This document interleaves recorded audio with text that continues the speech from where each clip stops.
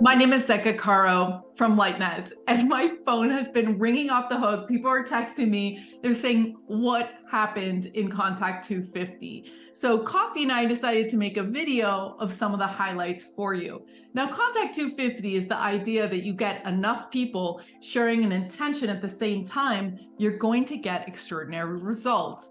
And that's exactly what we did. We took people that really wanted to see UFOs, have ET contact, and we spent 2 weekends in a row doing that, spending hours together, meditating together, astral traveling together, going out, doing CE5s together, and this is what happened. One of the most extraordinary things that happened on the first weekend was the radios did something they have never done before, and that was they started to tone, right? You know how we tone in order to raise our vibration? Well, they were toning in sequential blocks. Instead of beep, beep, beep, they were and then they would change the tone as if they were trying to raise our own vibration in order to help us have this experience. And what was so interesting is Jimmy Blanchette, the founder of the radio technique, wrote me back and he said, I have never heard tones like that, ever.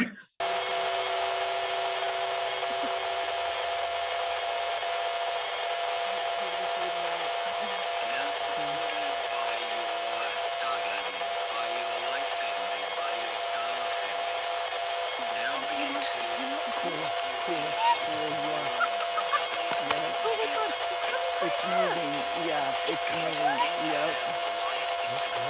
It's right here, it's straight ahead. It's moving towards us, it's really dim. Oh, and it's fading out almost.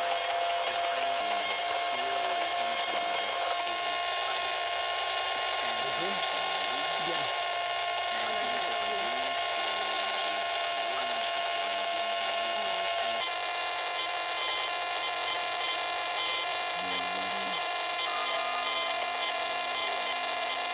One of the other extraordinary things that we saw, and this was so cool because we could all see them with our naked eye, was that we saw 4 ships disappearing. Now, this wasn't like a string that was disappearing. This was major ships that you didn't have to see with any sort of military goggles.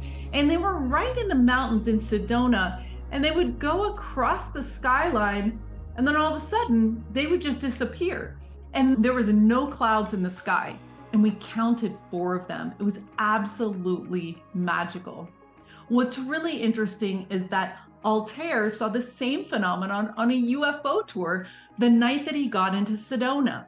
His friends went on a tour with Melinda Leslie and they were seeing the same thing. And she told me, she says, we had to keep the tour going because we were seeing so much massive activity at 9:30 at night.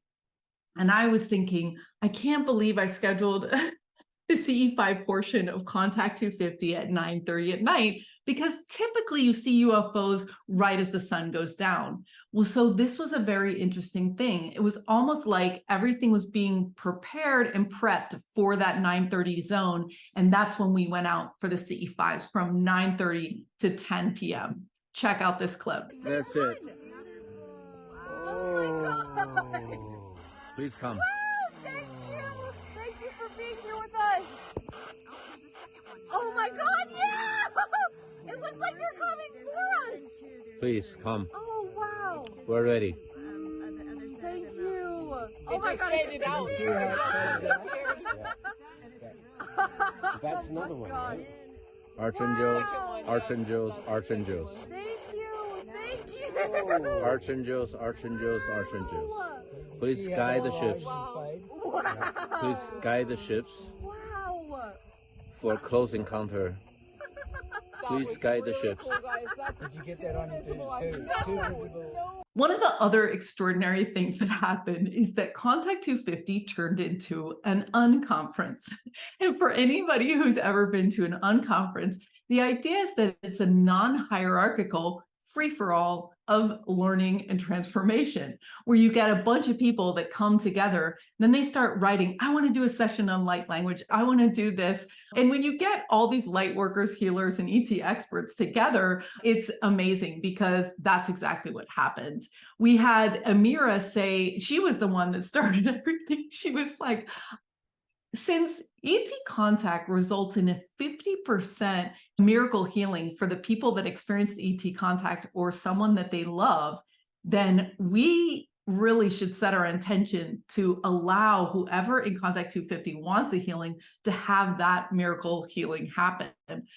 And so she did a Ho'oponopono healing session where we started with all of our bodies, we healed everything, and then we called out every single person's name in the group, and everybody did a healing for them. And someone shared during the session that that actually cleared an entire wing of a psychiatric ward when they used it. So this is consciousness technology at work. For Ho'oponopono, the first mantra being, I'm sorry, which is like a type of repentance, like an acknowledgement that there might be some energetic resistance or block. The second is, please forgive me. So apologizing, releasing, letting go of that resistance. And then third is thank you, which is approaching with gratitude. After you release with the forgiveness, you open with the gratitude of thank you. And then I love you, which is that receptive energy. Like I said about the healing, people get healed when you raise your vibration that much and you're in a loving container.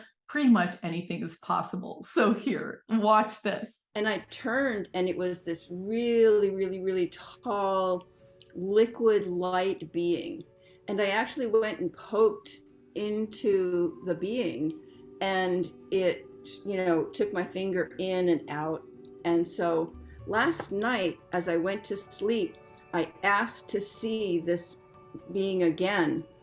And during my dreams, I had a triangular red dots on my stomach and a red area to the left of it. So Altair knows this, but I broke my wrist and I have been unable to make a fist since May. This morning I woke up and I could make a fist. And so I know it's kind of like, okay, here we are, guys. During the night, it hurt. I took my brace off, went back to sleep, and I could make a fist this morning. It was very incredible.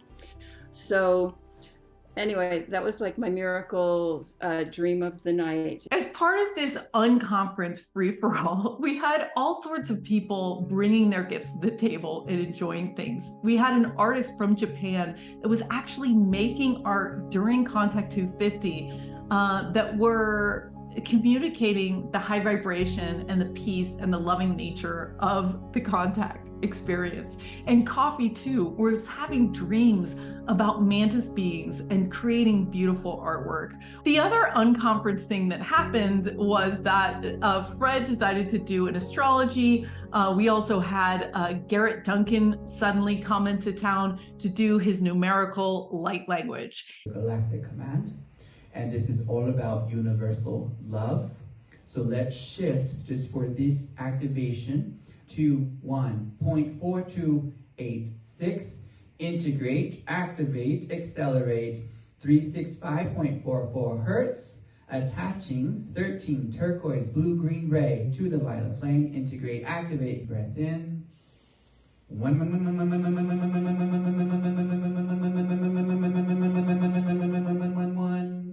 One of the other incredible things was that we had a coherent radio communication for almost 10 minutes, and you can check out the full video below, where we asked the ETs what it would mean for us to make contact. How would we do it? And it was so great because the ETs on these radios, they're all on the same channel, so it's impossible that they could be making different sounds, and yet they were making different sounds. And they go boop, boop, boop, 3, which is their cue to ask questions.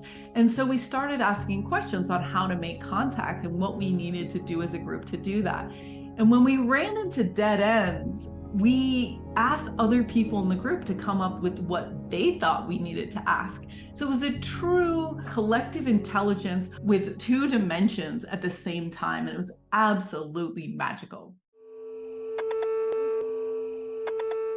1, 2, 3, ask a question. Yes. So Does anybody have a question they want to ask? This is a female Andromedan. Am I right that you're female? Yeah. 1, 2. No, not female. Androgynous. Are you androgynous? Yes. Yeah. Whoa, shit, that's a direct. Yeah. Can you show us your ship? Are we ready to see your ship?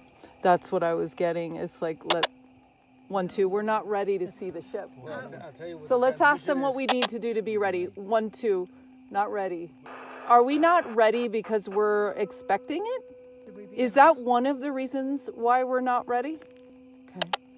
1, 2. It's okay. We go one question at a time. Hold on. Nope. So the first thing, you can't overlap because then we'll get confused. 1, 2, 3. Ask another question. Okay. So they said no to raw. It was not because we're not expecting it. Then Melissa said, question, do we need to be more in our hearts? No. Question, do we need to raise our vibration in order to see the ship? Yes. Perfect. Good thing we have an expert, Altair, at raising our vibration. Yes. Ask if we're supposed to cohere all of us together. Question. 1, 2, 3, 4, yes. So 4 is clapping. That's an ecstatic yes. They said yes again. So, okay, is there anything else besides raising our vibration? Yes. Okay, who has the answer? It's in one of your hearts. We're all facing the wrong direction. Yeah, Holly? What if we ohm together or tone together, all of us? Okay. Question, is it good to ohm all together or tone all together? Clapping. Okay, so then we had Peter say, okay, they want us to tone all together. Now the other question, yeah, very happy. So the other thought was we need to be looking the same way, right, Peter? Your question. Well, we're all looking this way. Question. We're looking the right direction. Question. Are we looking the right way? I think Yes. Wait, 1, 2, 3. Ask a different question. Do we need to be looking up? I think they're saying that they're just going to center the ship when we're ready. 1, 2, no. Oh, no, okay. Do we need to look toward the moon? Okay, so we need to turn this way, guys. Yes, and they confirmed. Thank you for confirming, because I was really hoping you guys would. Okay. Okay. Zenka, this is continuous tilt. This is just this. Check it. Okay, that's beautiful. It's just staying. So are those binoculars over here somewhere? Yeah, can we get Marcia's blockers? Okay, so this is so beautiful. We're so grateful. Thank you for giving us clear communications. Thank you so much. Is there anything else we need to know before Holly leads the toning? Yes. Pull in your hearts what we need to know, guys. We need to ask them more questions. You had the one already. Question, should we hold hands? Yeah, they decided, came to an agreement. Yes, we should hold hands. Question, did the Sasquatch just leave a glyph? What's a glyph? Yes, they did. Yeah. I heard Sasquatch earlier was coming. That's so beautiful. Well, What's I'll a show glyph? it to you guys. Okay, perfect. There's a glyph over here where you left it. What's a glyph? A They writing? use sticks. Thank you. 1, 2, 3. They use Ask another sticks. question. Uh-huh. So ask. 1, 2, 3, 4. Clapping. Sorry. Yeah. So the Sasquatch use sticks. They make it in like a light language. Right here, I was guided to come to that area. There's a glyph right here. I Big just one. got full body chills. Very obvious. Oh, this is so great. Wow. That is huge. That's what they do. What do you mean? That's just broken. That's freshly broken. Put your hand over it. How many are there? 1, 2, 3, 4, The best way 5. to tell is when you put your hand over it because you're going to feel the vibration come off of it. Oh, wow. So you put your hand on that? Zenka, never been the big one? Put your hand on that. That's crazy. their territory. I mean, they tell you where you're walking. He's really interesting because he brings a Native American perspective to ET contact with Arcturians and also Sasquatch. That's right, Chewbacca was in Contact 250. Now, they leave these things called glyphs, and glyphs are a way for them to converse with us using physical things on the ground. And we got to the location on Friday of the second weekend, and Garrett's like, hold on, hold on, hold on. He's like, there left us a glyph, and he started looking around for it. And sure enough, there was 5 massive sticks that were laid in a particular way on the ground. And he said, listen, put your hands on this, feel this. It was massively high frequency, and the breaks were very recent. It was incredible. There were so many things that happened that transformed us all. We started planning for next year's Contact 250. We had Tammy saying, hey, I want to do ecstatic dance. And she was like, yeah, anything that's going to raise the joy and vibration of everyone should be included. So we're going to be doing galactic fashion, light language, ecstatic dancing, all these things, because we realized how fun it was to be together in this united mission to learn more about ETs and their culture. As one of the side events, we did spoon bending, and it was one of the times where I think we had 99% of people bending spoons. We had so much fun. Here's a clip of Holly after she bent her spoon. Now, she's a scientist, so she was really stretching her mind. Wow, what happened, Holly? Wow. I thought it was gonna be the only one. It was not gonna happen. It was so wow. Good job. Incredible.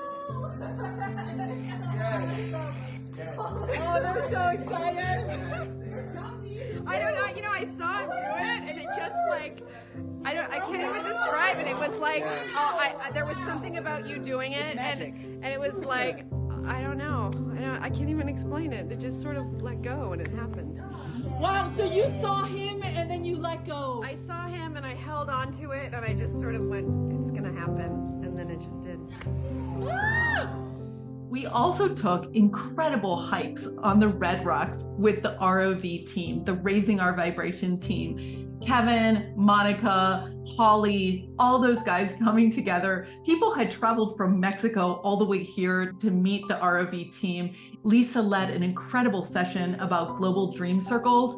And then we had the most profound astral travel experience I've ever had. I felt so different in my body. It was like a whole nother world. And Altair told us how to unlock that whenever we want. So in closing, so many friendships were made. People's mind expanded beyond what we even thought was possible. We felt like we had really communed with the other side, with the ETs, and they were so present on our radios the whole time. One of the most interesting radio communications we had was that Altair was talking the final night before we went out, and he mentioned the word love, and all of a sudden, every single one of the 12 radios, because Ashley had lent us her radio, so we had 12 radios, they all went off simultaneously. I'm actually getting chills just telling you guys about, look, my like goosebumps, right? So it is all about love, and it's all about love for them, and it's all about love for us. So that was just so fascinating. We also had them playing the Crop Circle app in the Music with ETs, which was so cool. At some point, we had to say goodbye to Altair because he was being taken in an airplane back to Japan. And this was after Erico, Alan, and I, and the LightNet team had discussed our planning for Contact 250 Japan. That's right, we're going to be doing this in the spring for Japanese speakers, but don't worry, we'll share some of the videos. So as we took him to the airport, Adam and I drop him off at 4 in the morning, and we get back to the Airbnb, and all of the lights are going blink, blink, blink, blink, blink, the entire porch light. And this is something that happens with Altair frequently. And so we were like, wow. And then I filmed it, I stopped my camera, and then it just went normal. and I filmed it again. And there was one star in the sky. And I said, we've got to figure out what that star is. We got out our star app, we pull it up. Of course, it's Altair F. So it was really beautiful. And then after that, Adham and Libby and I walked around Old Town in Scottsdale, and you're not going to believe this. We saw 28 hummingbirds, which is Altair's symbol, everywhere. There would be entire windows with pottery or jewelry with no other animals, but again, the hummingbird, hummingbird, hummingbird, hummingbird, hummingbird. So this is cheers to all the synchronicities we created. We felt like at the end that we were somehow dreaming awake, that we're somehow in a lucid dream of our fantasies. So that's the recap. As soon as you mentioned Shantari, I just went right into tears immediately, which doesn't usually happen for me. I mean, I felt such a powerful connection with them and totally like, oh, home, home, home. And so things are happening in incredible shorthand, and so many amazing things have happened that I just would not have believed. Watching Garrett take a blockage out of Peter the other day, which was just amazing. This ball of like darkness and light and energy, and then watching Peter become younger and taller, just amazing. And man, you've touched me so deeply this week. So inspired to continue with LightNet now and figure out how to support, the LightNet community and be a part of it. Because this is just like the coolest thing going, isn't it? Yeah. The coolest thing going. I just love you to bits. And the team that you pulled together, you guys are amazing. We must not be complacent about what we're experiencing. I mean, say, yeah, that was kind of cool. No, that wasn't cool. That was a series of miracles we were a part of. And then I'd extend that to the whole of Contact 250. So I'd like to suggest that all of us here who've taken part have an extreme responsibility. My question to everyone here is, why do you think you're here? And that 15 times more important people here at Contact 250 than at the UN General Assembly in New York. No shit. So I invite you all again to reflect on who you are and why you're here. Because what's happening here, the pioneering work that you guys are doing, is incredibly important. It's been life-changing for me, but I'm sure intergalactically important. I can't believe I'm saying this. To find out more, join LightNet, be part of our incredible community. We can't wait to share our love and joy with you as well.